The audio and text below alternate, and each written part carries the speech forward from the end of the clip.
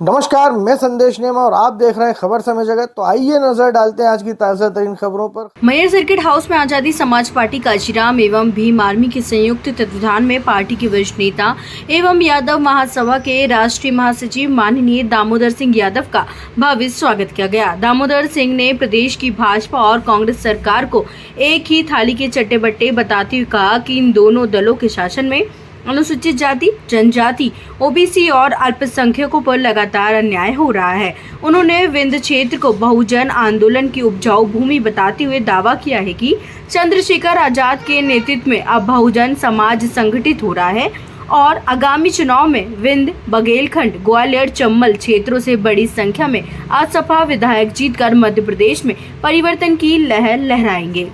लगातार जैसा कि दौरा आपका मध्य प्रदेश में जारी है, आज मैहर आए हुए हैं। तो भीम आर्मी के पदाधिकारियों ने बताए होंगे आपको कि किन किन मुद्दों को लेकर के क्या मुद्दे हैं, मूल मुद्दे क्या हैं, किन मुद्दों पे आए हैं। देखिए, मैहर क्षेत्र के अंदर ही नहीं बल्कि पूरे प्रदेश के अंदर एक ही समस्या है।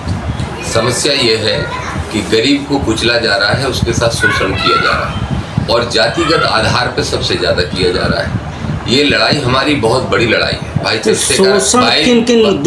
चंद्रशेखर आजाद पूरे देश में ये लड़ाई लड़ते हैं। आपने देखा होगा लोकसभा के अंदर ये लड़ाई लड़ने का काम करते हैं। वही लड़ाई अब हम लोगों को मध्य प्रदेश की हर सड़क पर लड़ने का काम करना है। शोषण की सोच जो है वो जातिगत बहुत ज़्यादा है। आज भी छोटी जाति, बड़ी जाति, इसके आधार पे ही पूरे समाज का रास्ता तय करने वाले लोग बैठे हुए हैं और हमारी लड़ाई उसी व्यवस्था के खिलाफ। उन्हीं का राजपाट है, उन्हीं की सरकारें हैं और इसीलिए उन्हीं की व्यवस्थाएं हैं और उन्हीं की व्यवस्थाओं से हम लड़ने का काम कर रहे हैं और अपनी व्यवस्था, मानवतावादी व्यवस्था को लाने का प्रयास कर रहे हैं। बहुत सारी घटनाएं अभी हमारे भीम आर्मी के साथियों ने हमें बताई हैं। उन सारी घटनाओं को लेकर मैंने सभी साथियों से आग्रह किया है कि जल्द ही आंदोलन करिए। मैं स्वयं उस आंदोलन में आऊँगा। हमारा कार्यक्रम तो ये था कि भाई चंद्रशेखर आजाद जी और हम साथ में निकलेंगे, लेकिन वो भी समय आएगा, हम उसमें भी निकलेंगे, बड़ी रैलियां, बड़े आयोजन करेंगे और निश्चित रूप से मध्य प्रदेश के अंदर इतनी ताकत अपनी खड़ी करेंगे। जैसे मैं बहुत कम वोट से विधानसभा चुनाव हारा, बीजेपी कांग्रेस दोनों ही, शिवराज जी, कमलनाथ जी से लेकर सभी मान के चल रहे थे कि हम जीत गए। हमारी पार्टी भी मान के चल रही थी, लेकिन अंत में जाके हम थोड़े वोटों से चुनाव हार गए दतिया जिले की 16 सीट से।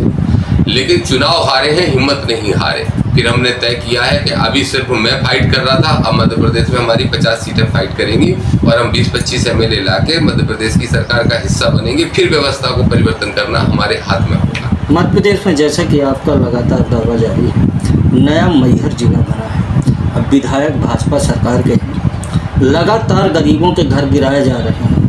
क्या कहेंगे उस विषय में, क्या लड़ाई लड़ पा रहे हैं? देखिए, ये जो यहाँ के विधायक कर रहे हैं और भारतीय जनता पार्टी कर रही है, ये मैहर की समस्या तो है ही निश्चित रूप से, लेकिन ये समस्या छतरपुर की भी है, दतिया की भी है, टीकमगढ़ की भी है, ग्वालियर चंबल की भी है, पूरे प्रदेश की है और पूरे देश की है। क्यों है? क्योंकि एक एमएलए की, बीजेपी के एमएलए की जो सोच है वही देश के गृह मंत्री की सोच है, वही देश के प्रधानमंत्री की सोच है। जब मानवता विरोधी लोगों को सत्ता में हम बिठा लेंगे तो निश्चित रूप से यही होगा। और भीम आर्मी का काम यह है, आजाद समाज पार्टी का काम यह है, हम सब का काम यह है कि ऐसे लोगों से डट की लड़ाई लड़ी जाए। ऐसे विधायक को भी सबक सिखाएंगे और इस पार्टी को भी सबक सिखाएंगे और मुख्यमंत्री जो कहीं से दूर से हमारे रिश्तेदार लगते हैं उनको भी सबक सिखाने का काम करेंगे।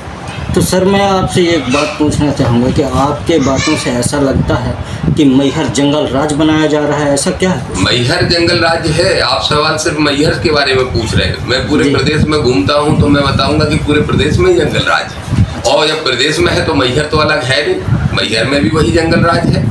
और जंगल राज जो चला रहे हैं उनके जंगल राज को खत्म करके मानवतावादी राज लाने का काम करेंगे। वही हम सब लोगों का लक्ष्य है। जय भीम के नारे के साथ आगे बढ़ेंगे और जनता की लड़ाई पूरी ताकत से लड़ेंगे। धन्यवाद। ऐसी रोचक खबरों के लिए जुड़े रहिए खबर समय जगत के साथ। नमस्कार।